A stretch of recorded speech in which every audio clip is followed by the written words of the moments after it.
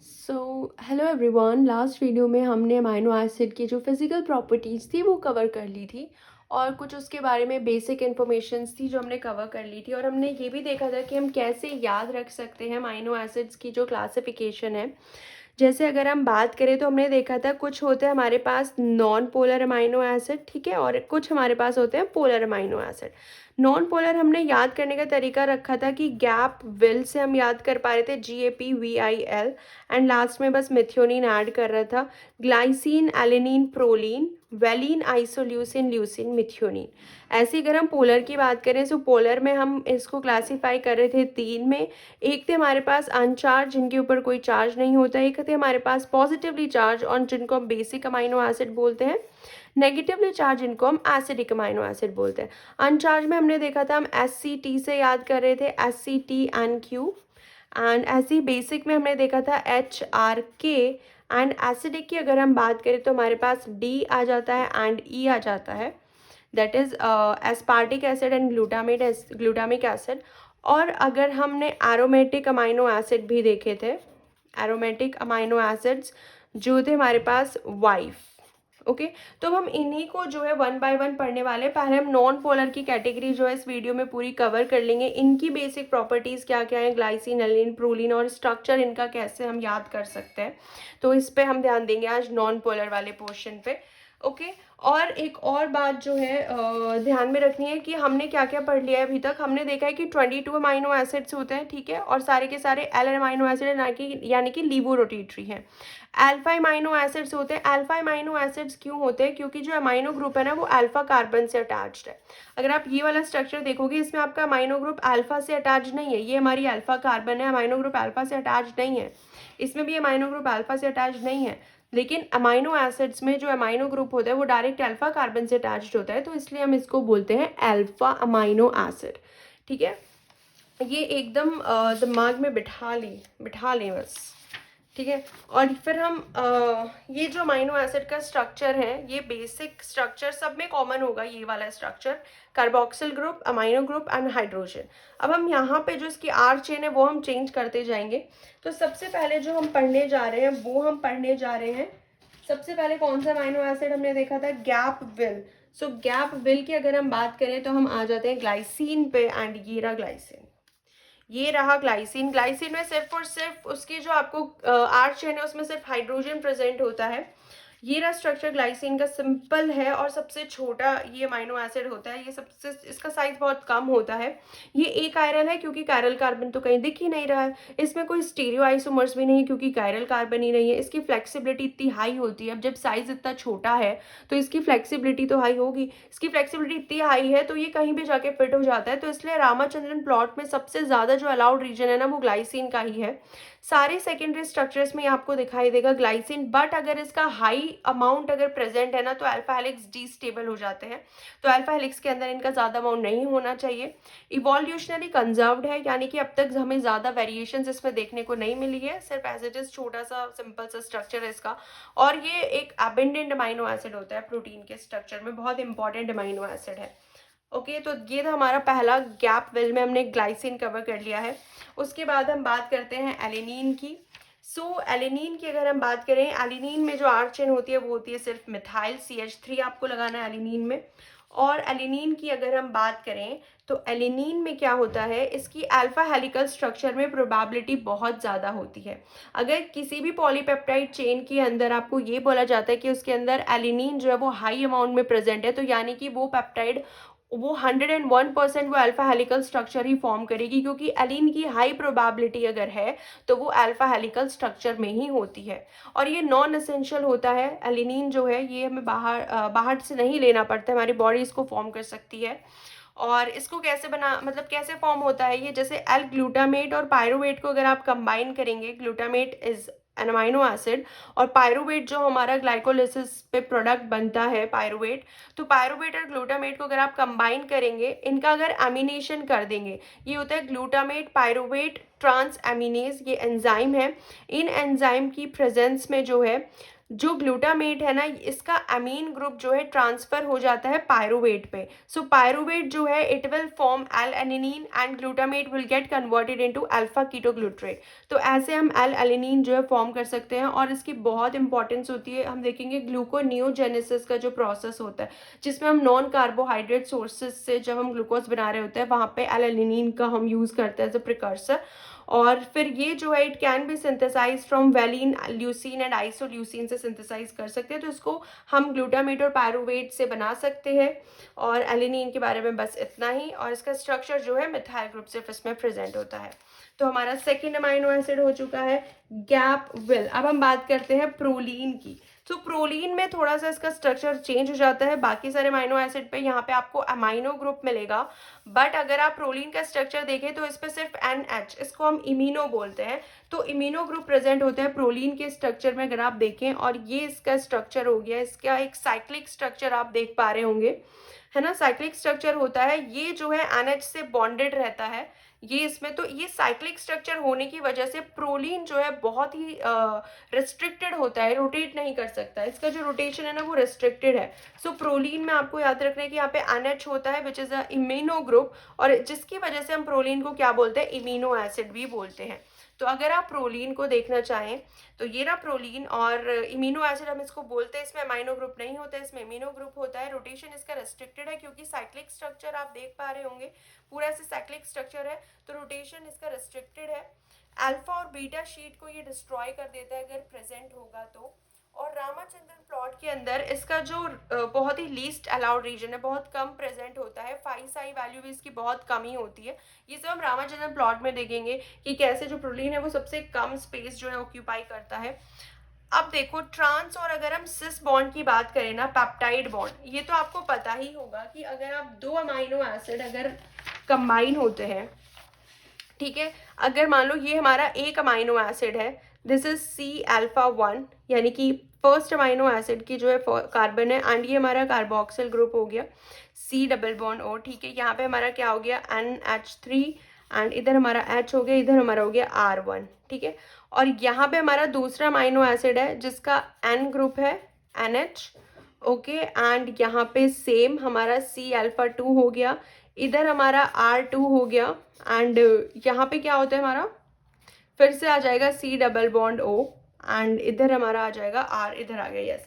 सो ये हमारे दो अमाइनो एसिड अगर हम बात करें, ठीक है, हाँ इधर आप H लगा सकते हो। सो अगर हम ये दो अमाइनो एसिड है हमारे, ठीक है, एक हमारा ये अमाइनो एसिड है और एक हमारा ये अमाइनो एसिड है। दो अमाइनो एसिड के बीच में जो ये बॉन्ड बन रहा है ना, पहले अमाइनो एसिड का जो कार्बोनल वाला कार्बन है एंड दूसरे अमाइनो एसिड का जो अमीनो वाला N है, नाइट्रोजन है, इनके बीच में जो ये बॉन्ड बनता है ना, इसको हम बोलते हैं पेप्टाइड बॉन्ड। और ये हम देखेंगे कैसे फॉर्म होता है, ठीक है। पेप्टाइड बॉन्ड आगे चल के इसके अंदर जो है एक वाटर का मॉलिक्यूल जो है वो रिलीज हो जाता है, H2 रिलीज हो जाता है। तो ये जो पेप्टाइड बॉन्ड फॉर्म होता है ना, ज़्यादातर मोस्टली अमाइनो एसिड में ये ट्रांस कन्फिग्रेशन शो करता है। ट्रांस कन्फिग्रेशन मतलब जो ये ग्रुप्स है ना, ये ऑपोजिट साइड पे प्रेजेंट होंगे।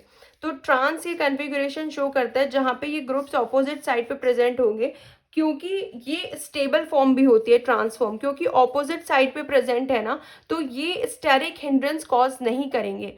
ग्रुप्स अगर ऑपोजिट साइड पे होंगे they will not cause steric hindrance, ठीक है। और लेकिन जो प्रोलीन है ना, प्रोलीन क्या करता है, ये इस ट्रांसफॉर्म को कन्वर्ट कर देता है सिस फॉर्म में। सिस फॉर्म में क्या होता है, ये दोनों हमारे जो ग्रुप्स है ना, ये सेम साइड पे आ जाते हैं। ये R भी इस साइड पे आ जाएगा, और जब ये सेम साइड पे प्रेजेंट होंगे सिस फॉर्मेशन में, सेम साइड पे होने की वजह से इनके बीच में स्टेरिक हिंड्रेंस होता है। सिस का आप जहां भी स्ट्रक्चर देखते हो याद रखना सेम, यानी कि सेम साइड पे प्रेजेंट होंगे तो उनके बीच में स्टेरिक हिंड्रेंस हो जाता है, जिसकी वजह से ये स्ट्रक्चर जो है अनस्टेबल होता है सिस। प्रोलीन ही एक ऐसा अमाइनो एसिड है जो ट्रांसफॉर्म को सिस फॉर्म में कन्वर्ट कर सकता है। सो प्रोलीन अगर ज़्यादा अमाउंट में प्रेजेंट होगा तो ये अल्फा हेलिक्स और बीटा शीट इन सबके स्ट्रक्चर को डिस्ट्रॉय कर सकता है, क्योंकि ये स्टेबल फॉर्म से किस में कन्वर्ट कर दे रहा है, पेप्टाइड बॉन्ड को अनस्टेबल फॉर्म में।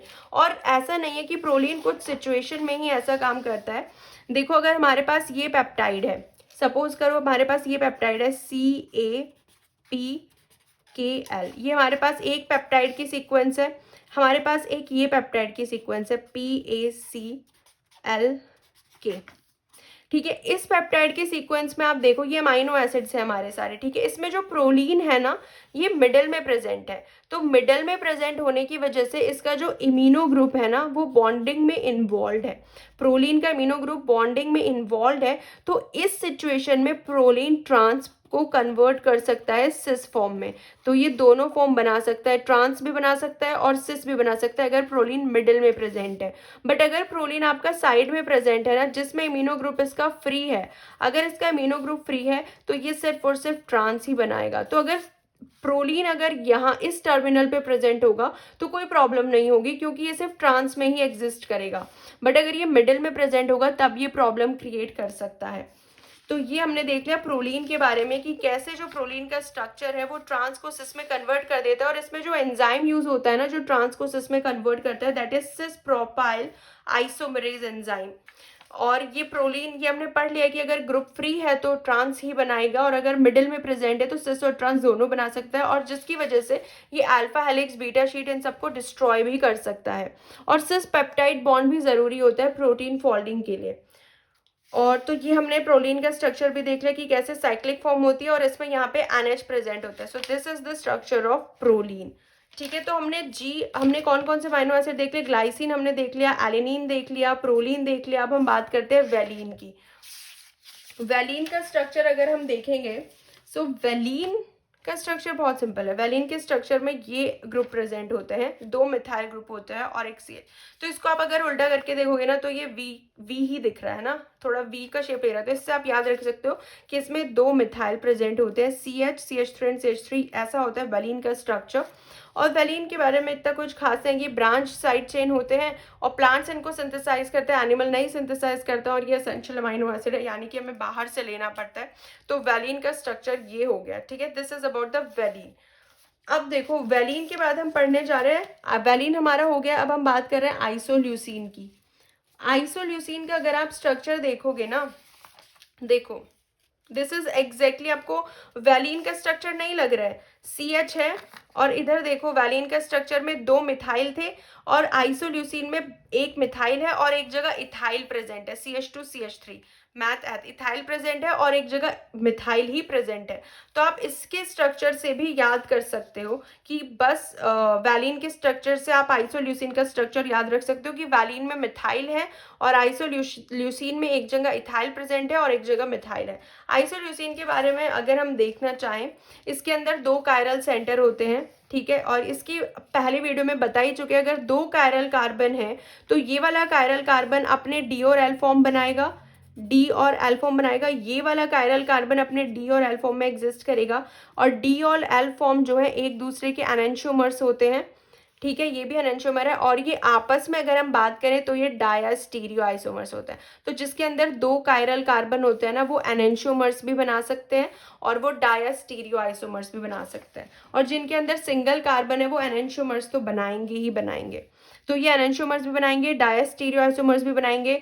और आइसोल्यूसिन जो है it is associated with insulin resistance, यानी कि कुछ ह्यूमंस में जो है इंसुलिन रेजिस्टेंस की कंडीशन डेवलप हो जाती है, यानी कि उनकी जो बॉडी है ना वो इंसुलिन के फंक्शन को सेंस नहीं कर पाती।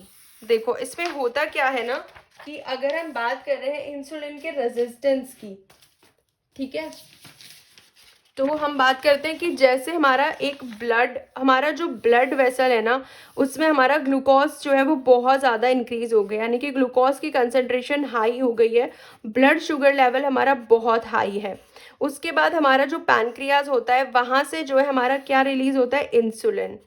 अब जो इंसुलिन रिलीज होता है ना, ये इंसुलिन जो है ये सारी की सारी टारगेट सेल्स पे जाएगा, जो भी जितनी भी टारगेट सेल्स होंगी लीवर में जाएगा, किडनी में जाएगा, और जितनी भी हमारी टारगेट सेल्स होगी ना टारगेट सेल्स में जाके अपने रिसेप्टर से बाइंड करता है इंसुलिन, और सेल के अंदर ग्लूकोज का अपटेक बढ़ा देता है। सो ग्लूकोज का अपटेक जो है बढ़ जाता है और सेल ग्लूकोज लेना स्टार्ट कर देती है और हमारे ब्लड में ग्लूकोज का लेवल मेंटेन हो जाता है। ऐसे काम करता है इंसुलिन। बट जो इंसुलिन रेजिस्टेंस जिनके अंदर डेवलप हो चुका है उनके अंदर जो है blood glucose level always high ही होता है। और अगर ब्लड ग्लूकोज लेवल हाई है यानी कि इंसुलिन काम नहीं कर रहा है उनकी बॉडी में, वो सेल को नहीं अपटेक होने दे रहा है ग्लूकोज, तो इसलिए उन पेशेंट में जिनके अंदर ये कंडीशन डेवलप हो जाती है, इंसुलिन रेजिस्टेंस और ग्लूकोज लेवल कंटिन्यूसली हाई रहता है, उनके अंदर जो है आइसोल्यूसिन का जो लेवल है वो हमको देखने को मिलता है।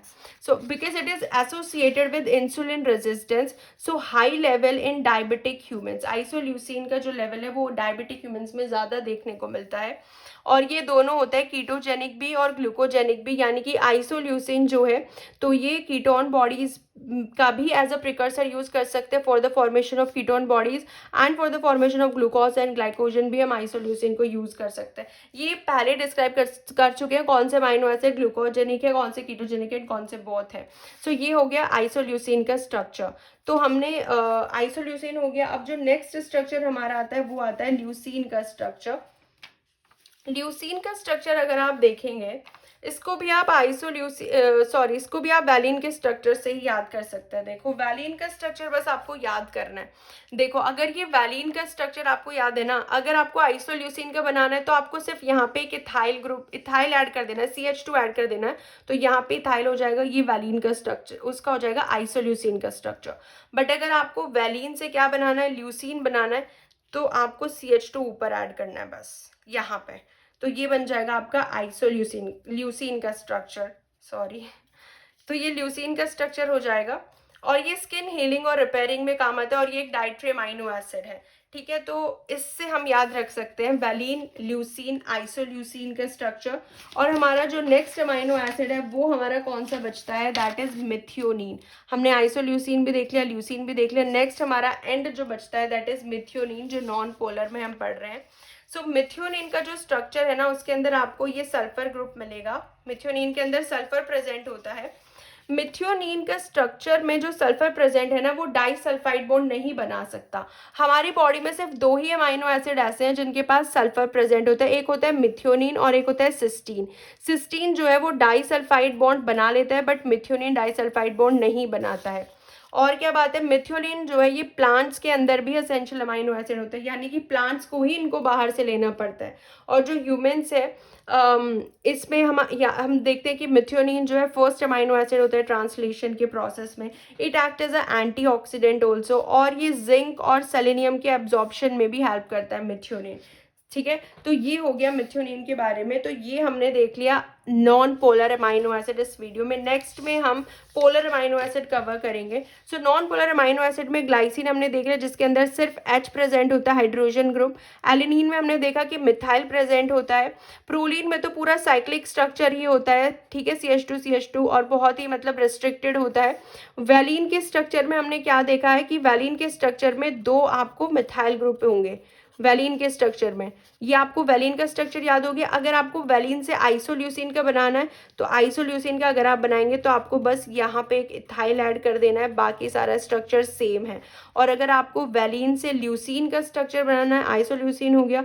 अगर आपको वैलिन से ल्यूसिन का बनाना है तो आपको CH और आपको यहाँ पे बस एक CH2 ऐड करना है, बाकी सारा स्ट्रक्चर वैलिन का ही है।